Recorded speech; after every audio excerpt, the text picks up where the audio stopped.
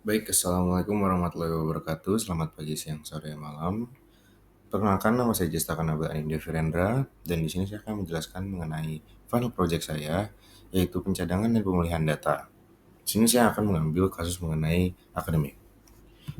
Baik, pendahuluan ini akan dijelaskan mengenai backup data di DB2. Ada dua tipe, yaitu full backup dan incremental backup. Yaitu full backup adalah seluruh data di database akan di backup dan menjadi dasar dari incremental. Incremental backup itu backup hanya data yang berubah sejak backup terakhir, dan pemulihan authorizer adalah mengembalikan database ke kondisi tertentu. Baik, selanjutnya saya juga akan menjelaskan mengenai step-stepnya. Jadi dari login DB2 menggunakan sudo db2in1 dan db2 connect. Lalu selanjutnya adalah persiapan dan backup. Dan di sini ada db2 insert into backup values, itu untuk menambah data saja. Lalu di commit dan langsung backup akademik ke backup DB akademik ini ke backup yang full. Artinya ini adalah backup full backup. Lalu selanjutnya adalah DB insert ini sama saja seperti yang sebelumnya, itu mengisi data. Lalu bedanya adalah ini adalah untuk backup incremental. Jadi ini DB2 backup DB incremental dan direkturnya juga berbeda. Lalu untuk restore-nya, saya mencoba dengan mendrop DB2 drop DB akademik, yaitu ngedrop database akademik dan melakukan syntax restore DB akademik from home DB2 in 1 backup full taken at 20. Itu adalah timestamp-nya into academic replace existing.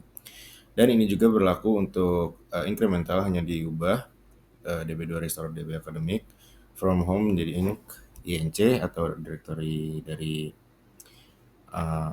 dari incremental. Ya, lalu untuk incremental ini dia akan bertanya dari DB2-nya, dan sistem ini akan memberikan peringatan karena nama image backup sama dengan database target yang menimpa data yang akan ada. Lalu kita menjawab Y untuk melanjutkan, dan akhirnya database akan berhasil di restore menggunakan incremental backup. Lalu untuk selanjutnya yaitu roll forward. Jadi roll forward ini proses yang menyelesaikan semuanya dan memastikan semua transaksi logs itu diterapkan. Ini kita menggunakan perintah roll forward, dan ini juga memastikan database dalam kondisi konsisten dan online. Baik, untuk dari saya kesimpulannya yaitu ada full backup yang menyimpan seluruh database sekaligus dan juga bisa dipakai kalau database hilang atau rusak. Lalu incremental backup yang hanya menyimpan data yang baru atau berubah sejak backup terakhir dan lebih cepat dan hemat tempat dibanding full backup karena hanya nggak semuanya di backup. Untuk restore database ini untuk mengembalikan database dari backup dan harus mengikuti urutan full backup dulu baru incremental. Jadi tidak bisa incremental dulu. Dan roll forward itu digunakan untuk menyelesaikan database yang statusnya roll forward pending dan membantu memastikan data konsisten setelah restore. Baik, sekian dari saya. Terima kasih. Mohon maaf jika ada kesalahan. Wassalamualaikum warahmatullahi wabarakatuh.